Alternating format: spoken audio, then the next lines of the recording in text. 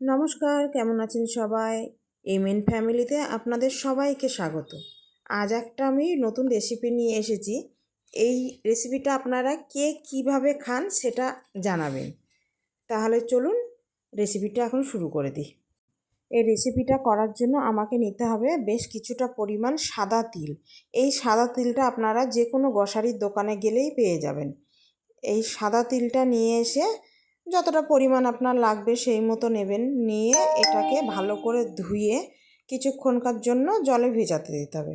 বেশিক্ষণ না, আধ ঘন্টা 1 ঘন্টা মতো দিলেই হবে। এই যে হয়ে গিয়েছে ভেজানো।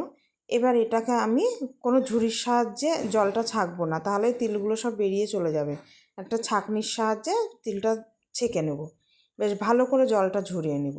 এতে দিয়েছি একটা কাঁচা লঙ্কা আর দিব স্বাদ মতো লবণ। এতে কোনো হলুদের ব্যবহার করব না। এবার এটা বেশ মিহি করে বেটে নেব। আর এটা বাটার সময় কোনো জল দেব না।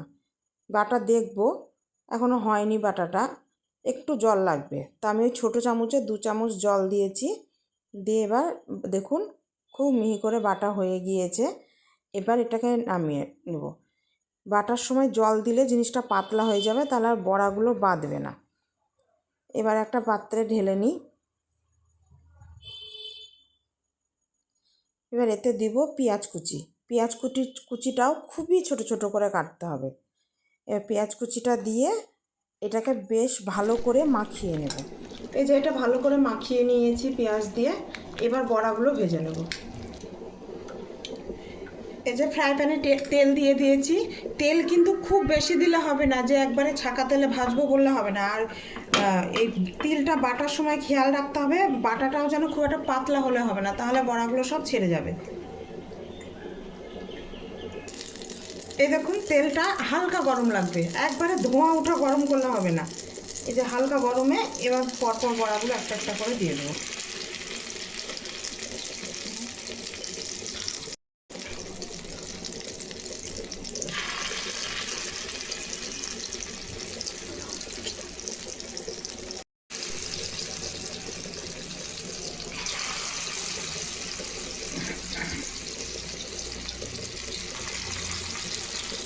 এই যে একদিক হয়ে গিয়েছে, এবার উল্টিয়ে নেব।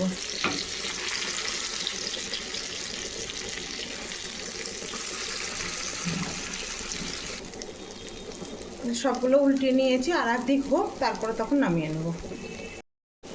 এই যে বড়াগুলো সব হয়ে গিয়েছে, এবার তুলে নেব।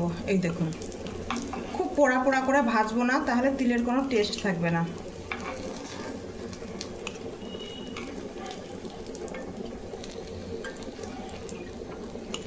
বাকিগুলো সব ভেজে নিই। চলুন বড়াগুলো ভেজে সব তুলে নিয়েছি। এবার ছেলেটাকে খেতে দিয়ে দিই, কারণ ছেলেটার স্কুল আছে। কেমন হয়েছে বড়াগুলো? রেসিপিটি কেমন লাগলো জানাবেন।